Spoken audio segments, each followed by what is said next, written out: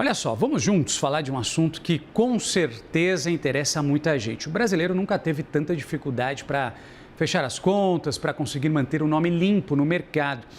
Alguns indicadores do BC, do Banco Central, do Serasa e também da CNC, já apontam que o comprometimento da renda e também o atraso nas dívidas atingiram patamares recordes. Para se ter uma ideia, nos últimos 10 anos, a inadimplência no país acabou saltando, deu um salto aí de 38%. E é justamente sobre esse cenário que a gente vai conversar agora com o João Mário de França, que é pesquisador do IBRE, da Fundação Getúlio Vargas. Tudo bem, João? Muito bom conversar com você. Obrigado aí pela companhia aqui com a gente no Money News. Boa tarde. Boa tarde, muito obrigado pelo convite. Novamente, estou à disposição. João, começo te fazendo uma pergunta que seria a seguinte: o que prejudica mais o orçamento das famílias? Os juros elevados ou então, digamos, a inflação corroendo de alguma maneira o poder de compra das pessoas? São dois fatores que agravam muito a situação das famílias. Foi muito bem colocado por você. Tem a questão dos juros elevados, e para as famílias, não só os juros elevados, mas a própria estrutura de endividamento que elas têm. Elas, em geral, elas estão em linhas de crédito, linhas de financiamento muito caras, como o cartão de crédito rotativo. Então, é uma modalidade extremamente onerosa, juros de mais de 400% ao ano.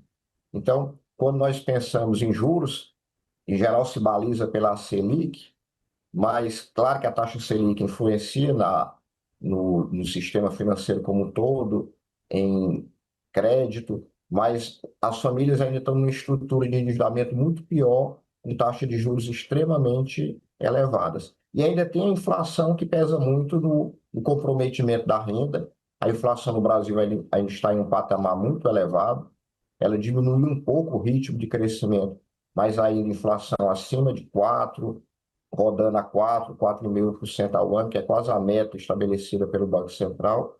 E detalhe, a inflação de alimentos maior do que a inflação em média, então tudo isso compromete muito o rendimento das famílias. E com relação ao Banco Central, que acabou classificando o superendividamento como, abre aspas, um problema crescente, fecha aspas, né? Quando é que uma família acaba deixando de estar apenas endividada e passa para esse estágio crítico de endividamento. Como é que a gente consegue entender esse cenário que preocupa bastante também, né, João? Não, sem dúvida. Esse é um problema crescente na economia brasileira. Começou já no período da pandemia, quando as famílias com comprometimento da renda começaram um processo de endividamento. E aí, com os juros elevados, a Selic subiu de um patamar de 2% ao ano na época da pandemia e hoje oscila em torno de 14,75% ao ano. Isso puxa um conjunto de outras taxas que envolvem financiamento, e tudo isso levou a uma situação muito preocupante para as famílias, um nível de endividamento muito grande, um nível de inadimplência que é mais preocupante ainda, também crescente. Então, tudo isso faz com que haja um problema sério até de impacto para o crescimento da economia brasileira. Porque quando você tem um comprometimento da renda muito grande, hoje se estima cerca de um terço da renda dos brasileiros, em média, está comprometido com o pagamento de dívidas, isso faz com que o consumo se retraia.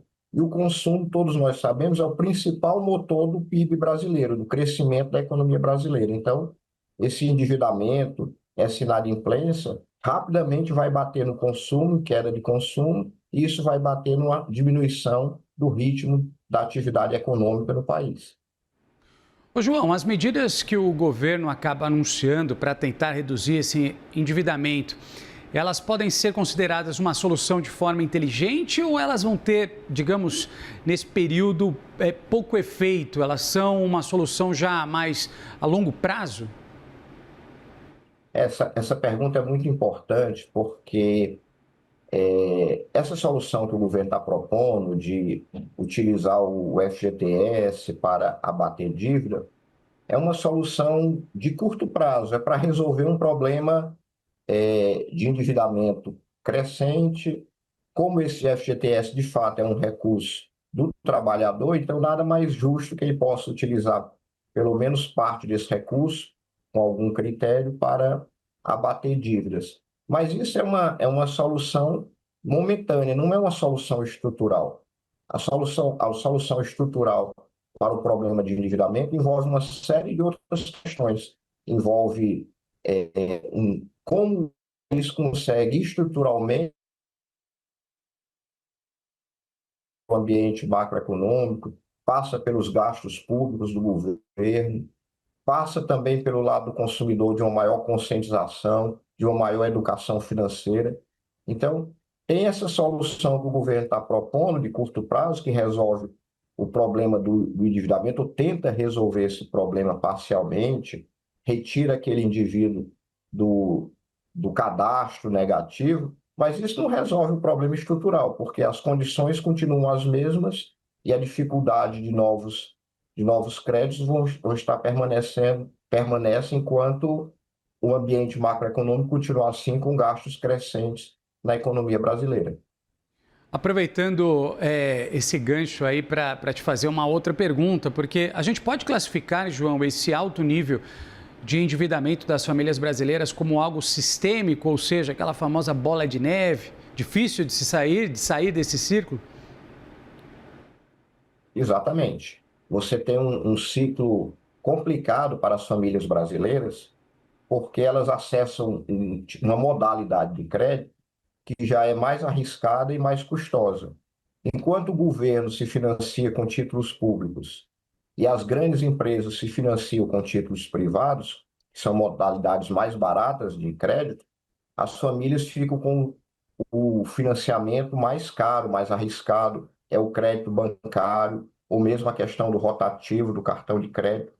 Então, como os juros são muito elevados nesse tipo de modalidade de financiamento, aí a expressão que você usou é perfeita, é uma bola de neve, porque com os juros altos as famílias não conseguem cumprir com seus encargos, aí entram nessa questão do endividamento maior, uma dívida para cobrir a outra, daqui a pouco já entra na inadimplência, não consegue cumprir essas obrigações. Então, tudo isso vai gerando uma situação muito preocupante. Os dados já estão mostrando isso, nível de inadimplência alto, nível de comprometimento da renda alto, isso vai rebater no consumo. Então, se não for feito algo estrutural para resolver essa questão, vamos ter dificuldades mais à frente. Medidas como essa que o governo está prometendo aí de usar o FGTS é uma medida de curto prazo, emergencial, mas não resolve a questão estrutural do perfil desse consumidor que está com a renda agora estagnada e comprometida com essa questão do endividamento. E tudo isso tem que ser pensado com medidas mais estruturais de médio e longo prazo. Inclusive o próprio governo na questão fiscal, ajustar melhor as contas públicas, porque isso tem rebatimentos dos juros. A gente conversou com o João Mário de França, pesquisador do FGV IBRE. João, muito obrigado pela companhia aqui conosco no Money News. Uma boa tarde para o senhor. Eu que agradeço, fico sempre à disposição. Boa tarde aos ouvintes. Obrigado, agradeço.